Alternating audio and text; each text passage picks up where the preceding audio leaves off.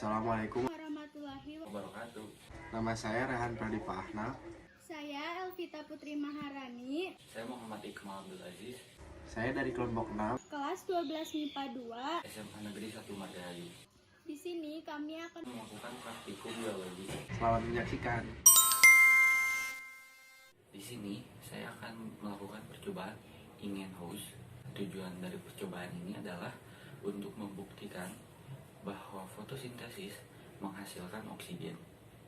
Bahan-bahan yang dibutuhkan adalah baking soda atau soda kue, 3 buah botol bekas, dan tanaman Hydrilla verticillata, dan air secukupnya. Pertama-tama, hal yang harus dilakukan adalah memasukkan tanaman Hydrilla verticillata ke dalam botol. Masukkan tanaman Hydrilla verticillata ke dalam botol dalam keadaan terbalik. Masukkan dengan hati-hati agar tidak merusak tanaman. Setelah itu, masukkan air sampai penuh. Lalu, kaitkan akar tanaman ke dalam tutup botol. Setelah itu, lakukan berulang-ulang. Nah, kita pilih salah satu botol untuk dimasukkan baking soda atau soda kue. Masukkan soda kue ke dalam botol secukupnya, atau kira-kira 2 sendok teh.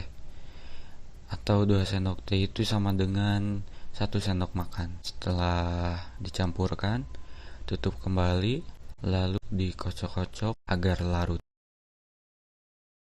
Setelah itu, tanaman yang diberi baking soda atau soda kue kita ditempatkan di tempat terang, dan botolnya satu lagi juga ditempatkan di tempat terang, dan satu botol lagi ditempatkan di tempat yang teduh. Amati botol selama 45 menit. Di sini saya melakukan percobaan ini pada pukul 10:27 menit. Nah, agar memudahkan pengamatan, bisa menggunakan timer. Timer di setup ke dalam 45 menit. Setelah 45 menit berlalu, soda bisa kita lihat gelembung-gelembung yang dihasilkan sangat banyak. Itu menandakan bahwa proses fotosintesis menghasilkan oksigen. Dan penambahan baking soda terhadap tanaman menghasilkan banyak gelembung. Itu menandakan bahwa penambahan baking soda membantu laju proses terjadinya fotosintesis. Setelah itu kita amati botol yang ditempatkan di tempat terang yang satu lagi. Nah, bisa kita lihat di sini gelembung yang dihasilkan cukup banyak, tetapi masih lebih banyak gelembung yang dihasilkan oleh tanaman yang diberi sedikit baking soda. Dan yang terakhir, kita amati perangkat yang ditempatkan di tempat teduh. Bisa kita lihat di perangkat ini kita tidak menambahkan baking soda sedikit pun. Nah, gelembung yang dihasilkan itu ada, tetapi hanya sedikit.